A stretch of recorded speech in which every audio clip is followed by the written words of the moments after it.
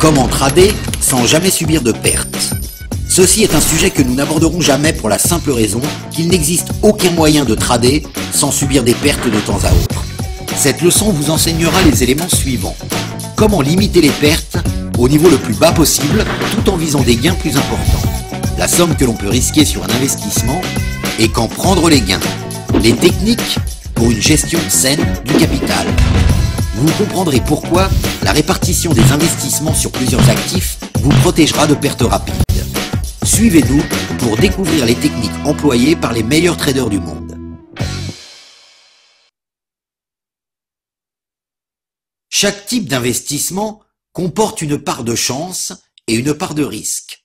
La chance est le profit réalisé sur votre investissement et le risque, la perte d'une partie ou de la totalité de votre investissement.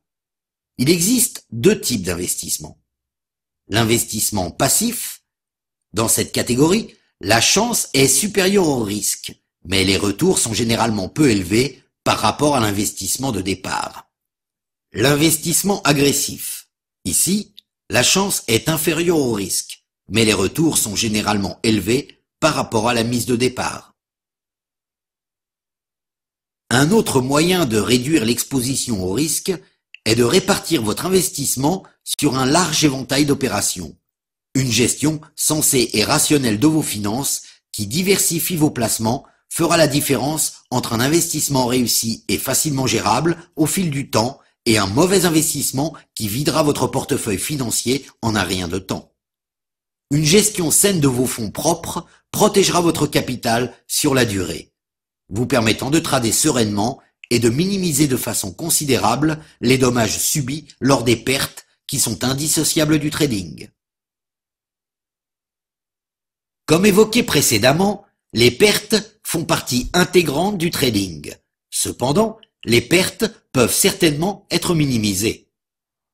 Une gestion de capital adéquate s'attache à maintenir les pertes à un niveau faible et le profit à un niveau élevé.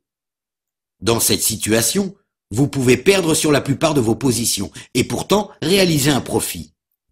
Voici un exemple dans lequel un trader est perdant sur 70% de ses positions et gagnant sur seulement 30% d'entre elles, mais qui finalement réalise un bénéfice global.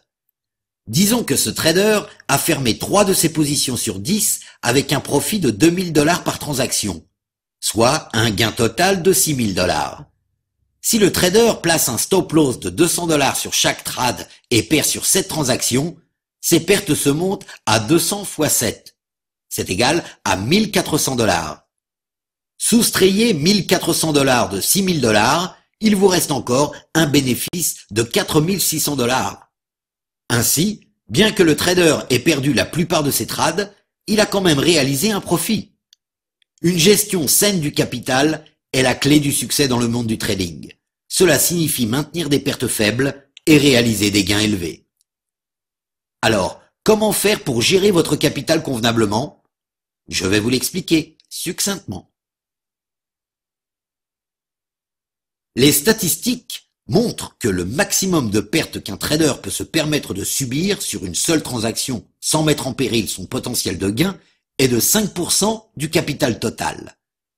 Un investisseur qui risque, disons, 25% de son portefeuille sur un seul trade est pratiquement assuré de perdre la totalité de son portefeuille après une courte série d'opérations à perte.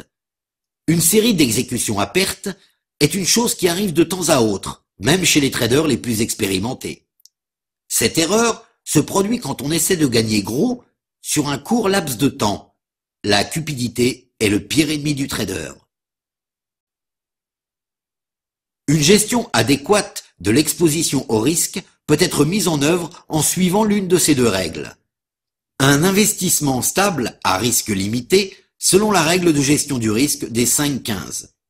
Le pourcentage d'un investissement dans une seule transaction par rapport au pourcentage d'investissement sur l'ensemble du portefeuille. Par exemple, si un investisseur dispose d'un compte de 10 000 $, il peut se permettre de risquer jusqu'à 5% de ce montant sur toute transaction unique, soit 500 $, et jusqu'à 1500 $ de la totalité du portfolio. En d'autres termes, si l'investisseur risque 500 $ sur un trade unique, il peut ouvrir un maximum de 2 autres positions simultanément pour un risque supplémentaire de 10%. Le risque total de toutes les positions ouvertes ne doit pas excéder 15%. Un trading agressif à risque élevé.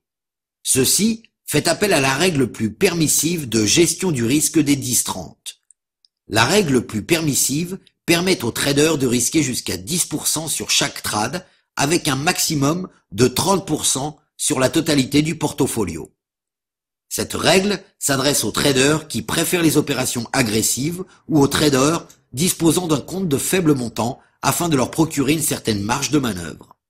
Par exemple, si un investisseur dispose d'un compte de 10 000 $, il peut risquer un maximum de 1 000 $ sur toute transaction unique et jusqu'à 3 000 $ sur la totalité du portfolio.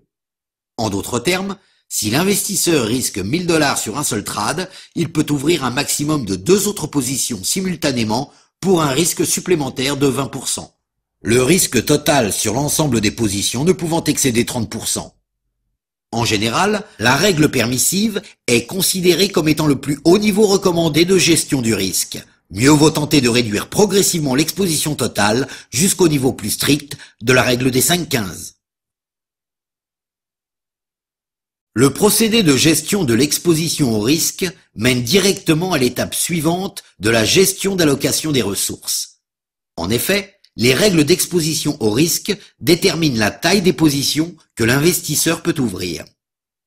Par exemple, un investisseur passif disposant d'un compte de 10 000 $ qui gère son portefeuille selon la règle des 5-15 peut risquer jusqu'à 5%, soit une perte éventuelle n'excédant pas 500 $ par position.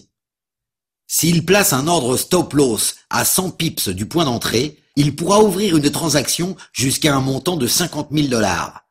De même, un investisseur agressif qui utilise la règle permissive des 10-30 pourra risquer jusqu'à 10%, soit 1 000 $ par position, et par conséquent être capable d'ouvrir une position jusqu'à un montant de 100 000 $. La détermination des niveaux de risque dans votre portefeuille est l'un des principes élémentaires de la gestion d'investissement. Sur le long terme, tout investissement sur un actif implique un risque. L'utilisation d'une exécution stop-loss est impérative pour une gestion saine de votre capital. L'avantage de l'exécution stop-loss est son déclenchement automatique, de sorte qu'elle ne dépend pas de la capacité psychologique de l'investisseur à fermer volontairement des transactions à la perte. Par conséquent, l'utilisation combinée de l'analyse technique pour choisir au mieux l'intervention du stop-loss et les règles d'une gestion financière adaptée constituent les facteurs qui déterminent la taille appropriée de la position et neutralisent ainsi l'élément psychologique pouvant influer sur la taille de la position. La façon la plus efficace de gérer l'exécution stop-loss est de l'entrer dans la direction de la tendance immédiatement après avoir identifié une progression. L'exécution stop-loss doit être déplacée vers de nouveaux points dans la position ouverte. Au début, essayez de déplacer le stop-loss vers le point d'équilibre.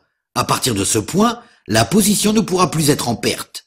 Vous pouvez alors ouvrir une autre position puisque l'allocation du risque est assurée.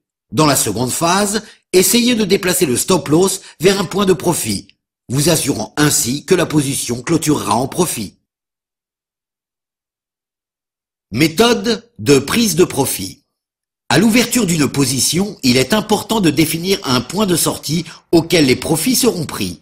Ceci peut également se faire automatiquement. La plupart du temps, les profits pris au point de sortie représentent 2 à 3 fois le montant risqué.